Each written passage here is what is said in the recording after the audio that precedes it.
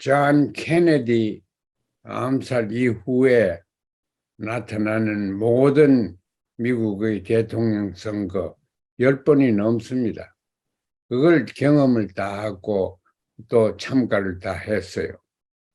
그런데 이번은 특이할 상황인데, 이번 선거는 미국의 민주주의가 갈림길에 놓여 있습니다.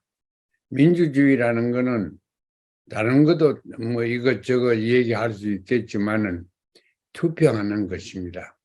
선거를 해서 그 유권자로 하여금 선택권을 주게 하는 것이 곧 자유입니다. 그게 민주주의입니다. 투표를 공정하게 해야 되고 또 투표를 국민들이 받아들여야 됩니다. 투표에 패배한 사람은 되도록 빨리 컨세션을 해야 됩니다.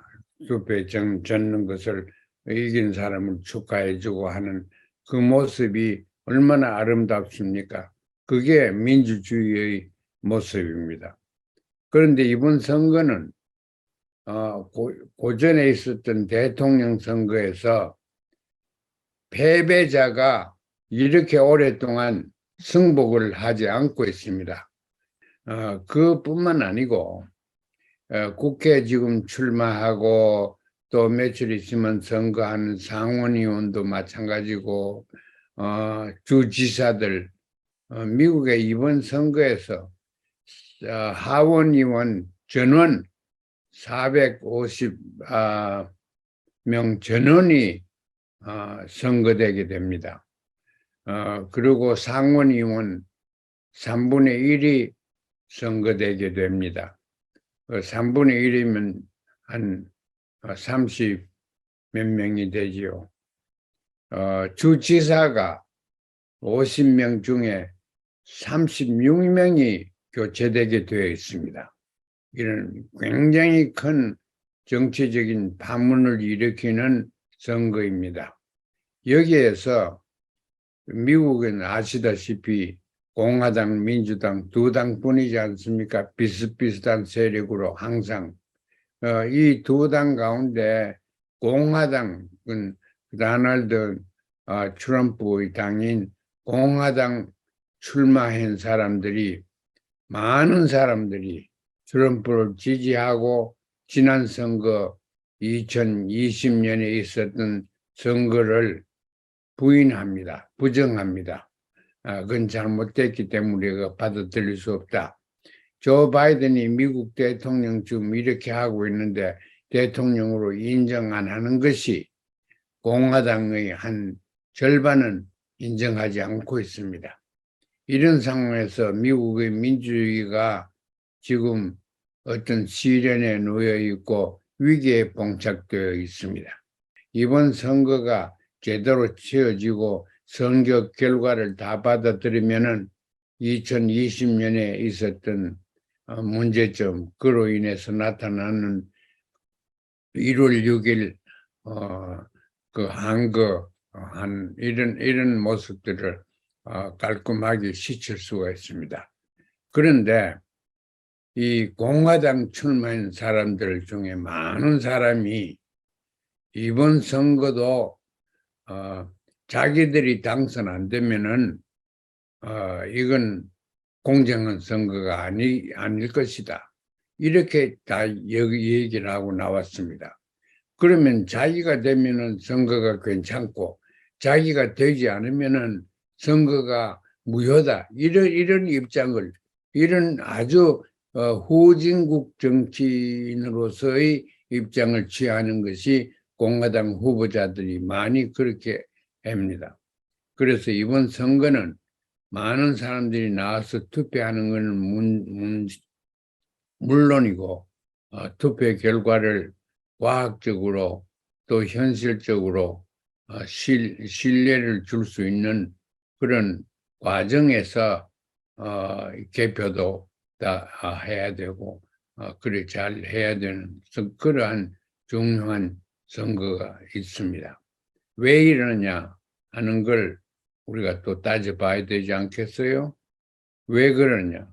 이거는 트럼프의 요소입니다. 트럼프가 대통령 준비도 안 됐고 대통령 생각도 별로 못 해본 사람이 대통령이 돼서 4년 동안 이렇게 망쳐놓은 것입니다. 미국과의 관계에서 아주 그 불안한 요소들이 공화당이 당선되는 건 문제가 있는 건 말할 것도 없고 민주당의 조 바이든 정당이 그냥 앉아가지고 그 자리에 있다 그래도 문제가 계속 나타납니다. 그래 한미 이 동맹이라는 게 이 원칙적으로 동맹 관계가 아닙니다. 주종 관계이지. 그래서 이 미국의 패권주의 어떻게 생각하면 패권주의가 식민주의지요.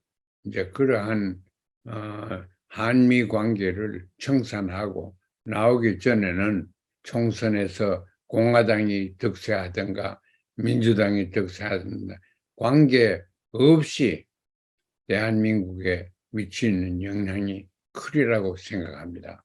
만약 공화당이 되면은 눈에 보이는 것이 첫째 있는 것이 미군 철수입니다.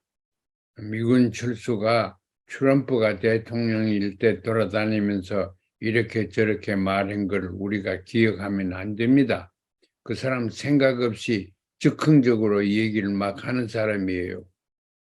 그렇기 때문에 싱가포르에서 좋은 결과로 합의 이런 거 저런 거 다 해놓고 그 다음에 돌아서 하노이에서 다 부정하고 미국이 깨버렸잖아요. 같은 대통령이 싱가포르와 하노이 그 사이에 변화가 있는 것도 자기가 주동적인 역할도 못하고 이해도 잘 못하는 것 같아요. 공화당이 다시 집권을 하면은 그러한 트럼프의 요소가 나타나는 것은 사실이겠지만은 트럼프 요소라는 것은 정책적인 일관성 있는 정치 철학도 없는 그런 상황에 봉착하게 됩니다. 그렇게 되면은 북한 문제나 대한민국의 한미 안보 조약이나 이런 이 결과가 모호하게 되죠. 다만 미국의 경제적인 공리 이걸 많이 따집니다. 경제적인 공리를 따지면은 미국의 군산복합체를 무시할 수 없고 미국의 정보 정치를 무시할 수가 없습니다. 그런 여러 가지를 더 분석을 하면은 한미 관계가 계속 이런 상태로 유지될 가능성이 없습니다. 그런데 한국 정부가 또 이상하게 돌아가지고 미국 건 그대로 다 받아들이는데 한국 정부가 공화당의 입장이냐 미국의 민주당의 입장이냐 하는 것도 윤석열 대통령이 분명히 하지 않고 공화당과 민주당의 추세에 대해서 이해도 잘 못하고 비교도 하지 못하는 그런 상황이 있습니다. 대한민국 정부는 공화당이 됐을 경우에 어떤 것이 미국 외교 정책으로 대북한, 한반도 정책이 나타날 거라는 것을 예측을 하고 그게 이제 그게 따라서 정책을 조정을 해야 됩니다. 그런데 대한민국의 외교 정책이 지금 북한 정책도 마찬가지고 더구나 가까이는 대미 정책도 제가 볼 때는 뭐라고 규정을 해야 될지 모르겠습니다. 그러니까 이런 미궁 속에서 어려운 속에서 불확실성이 있고 어떻게 보면 위기적인 이런 상황 속에 있는 것이 이제 한 열흘도 안 남았습니다. 선거에서 미국 선거에서 드러날 겁니다. 대한민국에는 공화당이 당선되는 것이 더 불확실하고 더 위기적인 요소가 나타나지 않겠느냐 이렇게 생각합니다. 공화당이 들었으면 정쟁 가능성이 더 높아지겠느냐, 민주당이 앉아있으면 전쟁 가능성이 더 높아지겠느냐 하는 것을 우리가 철저하게 분석을 해야 되는데 그 문제에 대해서는 우리가 정보가 별로 없습니다. 대한민국 한반도의 전쟁 가능성에 대해서는 선거 결과도 선거 결과이겠지만은 군산 복합체를 포함한 선거 미국 정치의 배경에 어떠한 요소들이 큰 역할을 하느냐. 제가 볼 때는 군산 복합체를 위시해서 딥스테이트의 입장에서 보면은 북한은 계속 주적으로 남아 있어야 되고 악마화되어야 됩니다. 그래야지 대한민국의 무기도 팔아먹고 일본을 무장시키는데 말할 수 없는 경제적인 국익이 미국한테 있는 것입니다. 그래서 우리가 어느 정권이 돼도 군산복합체 이것이 깔려 있는 한 한반도 문제는 이렇게 저렇게 쉽게 결정되지 않을 것 같습니다. 그리고 공화당이 되면은 전쟁이 일어난다. 민주당이 되면은 전쟁이 일어나지 않는다. 저는 그렇게 얘기를 못 하겠습니다. 오히려 민주당도 북한이 주적으로 또 악마적인 존재로 있어줘야지 되는 거고 어떻게 보면은 북한의 비핵화를 미국이 원하느냐? 미국은 원하지요. 미국 정치권은 원하지요.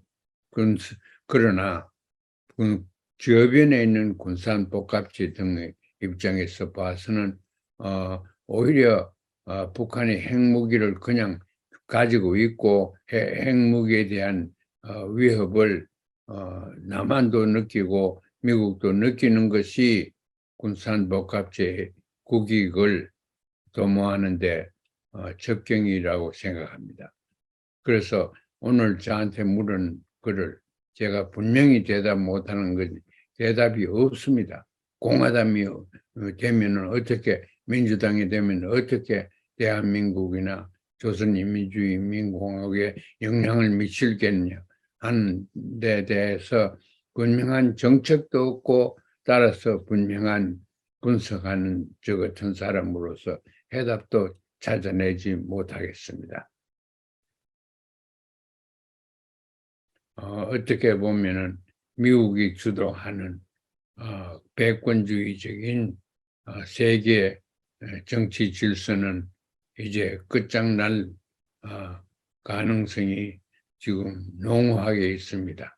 거기에 해서 대한민국과 또 동의를 추구하는 남쪽과 북쪽 정부들이 거기에 상응되는 외교정책, 대미정책을 세워야 된다고 생각합니다.